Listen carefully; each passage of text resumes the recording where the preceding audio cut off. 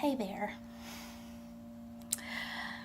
Right after I graduated from high school, I had dated a couple of witness boys, Jehovah's Witness boys, men, and I was really disappointed. And of course, I don't know what it would have been like if I had grown up not in a cult, and if I'd known kind of what it was like to, date from the time that I was young, and date not because this is the person that I have to marry, but my experiences in dating Jehovah's Witness males was not a positive one.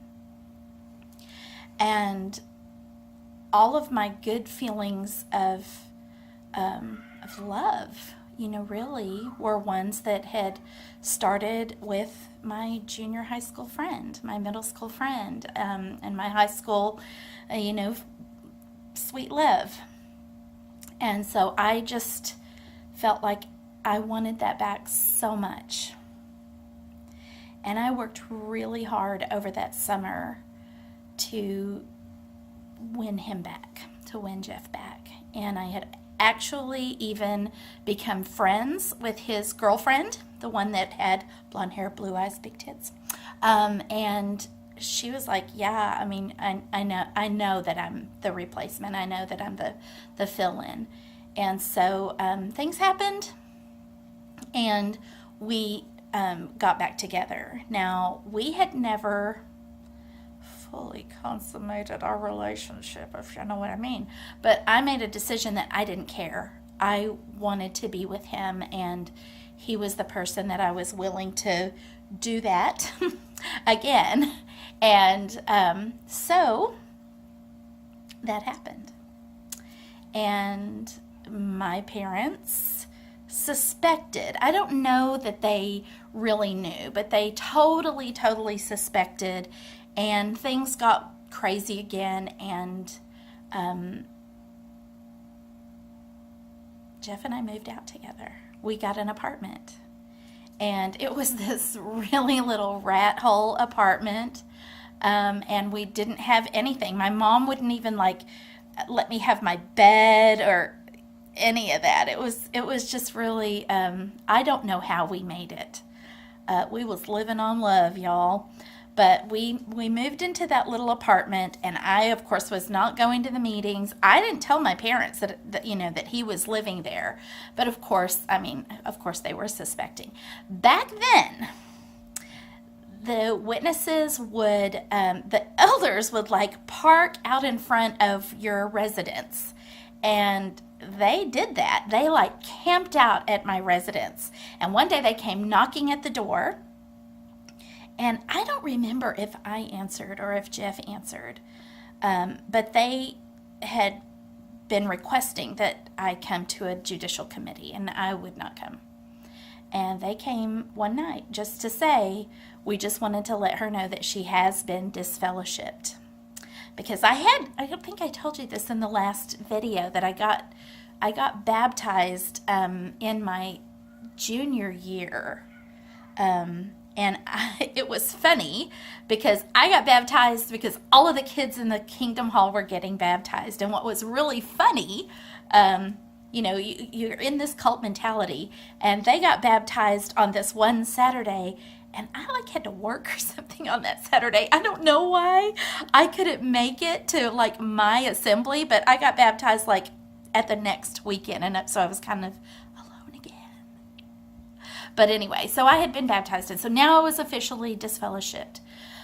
But the memories that I have of those first 6 months in that little apartment, oh my gosh, I just have super sweet memories of songs. That was when, y'all, this is back when MTV was a thing. I want my MTV. Only you people in my generation know what I'm talking about, when MTV really was music videos. But that was really important to us. And of course, there's just so many songs that brings back that sweet young love feeling. And in that time, Jeff and I got married. And I don't think we got married because he truly wanted to marry me. I think we got married because I was so sad that I was shunned.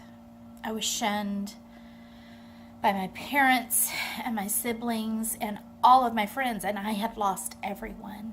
And I don't know. I don't have super clear memories about a lot of my life, but especially this part, there's a thing in my consciousness that says he didn't want that. He was really sweet to me, to marry me, and I think he really did love me. I mean, I know that he really did love me, but I think if it had not been for all of the pressure of the cult, that would have not happened. And like I said in my last video, I mean, I can't have regrets. I have to just move forward.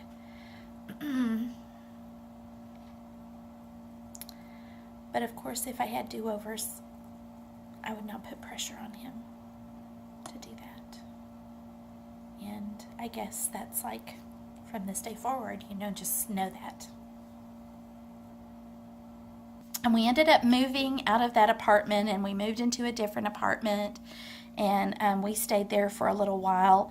I was really good with money, and so I had been squirreling it away, and we saved up enough money to buy a house. And so it was really interesting when we moved.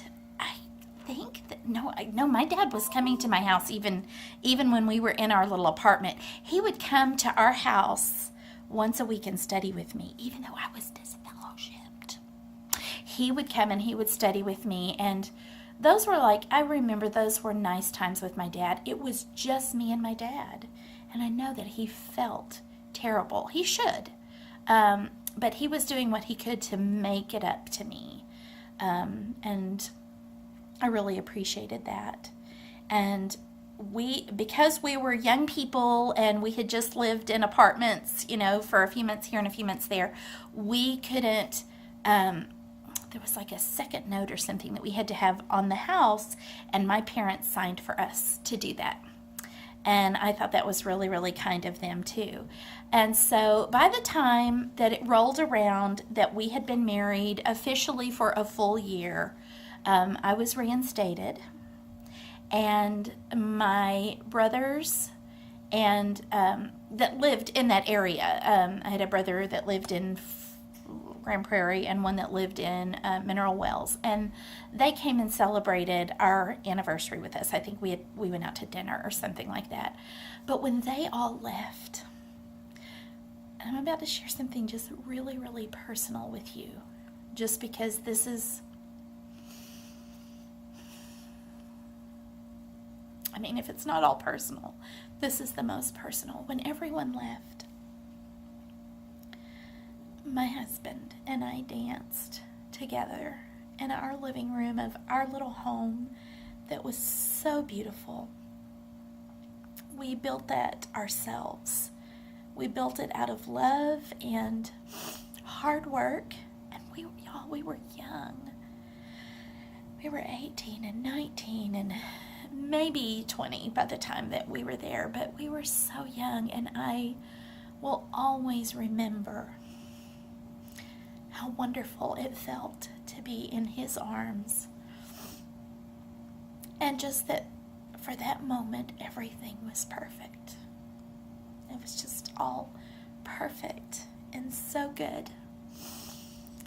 And of course we had problems. We were we were kids, and he was married to, somebody who was in a cult, so it was rough, and he wanted me to celebrate his birthday and celebrate Christmas with him, and I did. That first year, I tried real hard to do all of that. We didn't have a tree or anything like that, but, we went to his parents and we celebrated there.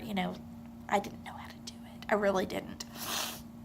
And so, but after that, I was like, I can't. I have to go back to what I know. And you know, those of you who are, you know, physically in, mentally out, physically out, mentally out. I don't know who all is my audience here, but if you know what I'm talking about, you know what I'm talking about, that you don't know how to do all of that. And so he was okay. He was like, that's fine. And he would go to his parents and celebrate with them. But I just think that's so shitty that that's the way our young love had to be, that there was something that I had to withhold.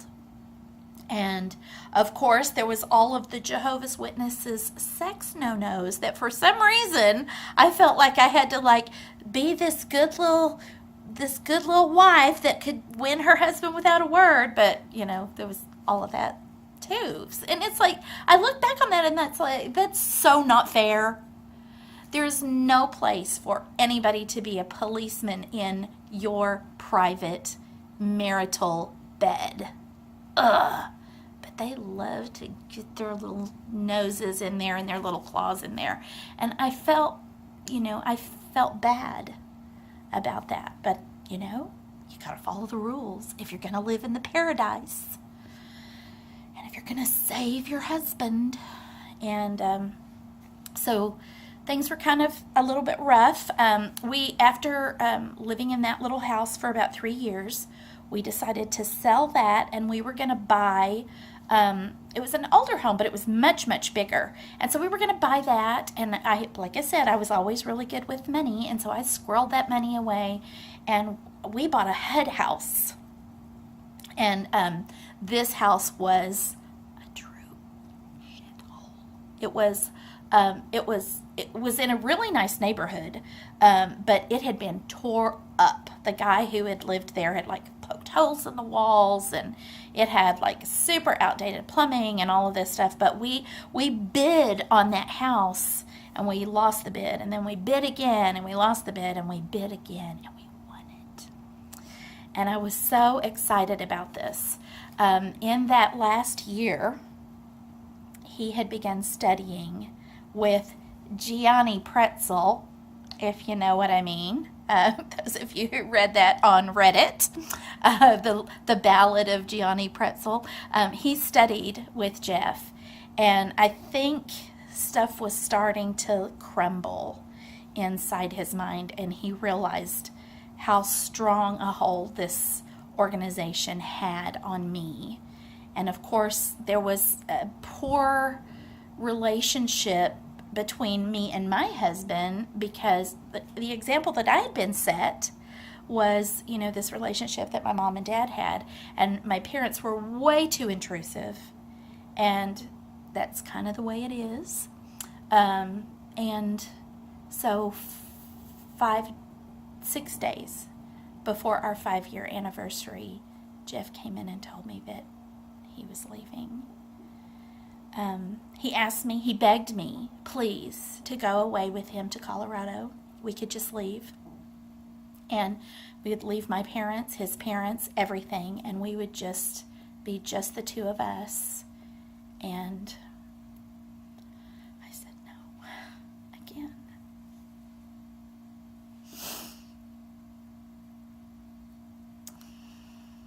And it was an uncontested divorce. But I broke into pieces. I broke into pieces. And I think all of that had to happen. I lost him. I lost all of those wonderful memories that I had. And I broke his heart. Now, a thing happened over the next 3 months, and I had one more chance. I had one more chance. And that will be in my next video, because I don't like for these to be too long. So anyway, thank you so much for listening to me. By the way, shout out to my man, John Cedars. You, my sweet little fella over there in the UK. I'm the mother of sons, of all boys. Let me show Can I show you my beautiful children? That's the beautiful, that's their sketches. That, by the way, let me shout out to Vincent Deporter. He is just an amazing artist. He's the guy who drew SpongeBob. So if y'all don't know Vincent Deporter, you should. I'm going to put a link to him in the comments down here. These are the pictures that he drew of my kids. So those are my sons that I grew in my belly. And I'm super proud of them. But John Cedars, Lloyd Evans, I consider you one of my kids too, because I know that you lost your mom. And I did too, and I lost my dad, and for a while I lost my kids. And because of the work that you did, my kids got free. Now that's big spoilers, but I want everybody to know, if you have not subscribed to the John Cedars channel, this was my ticket out of crazydom. So just thank you. Thank you, Lloyd, and your sweet little family over there in Croatia. And thanks to my kids. Their story is coming up. And anyway, thank you. As Lloyd likes to say, and thank you for watching. That was in my best John Cedars voice. Thanks.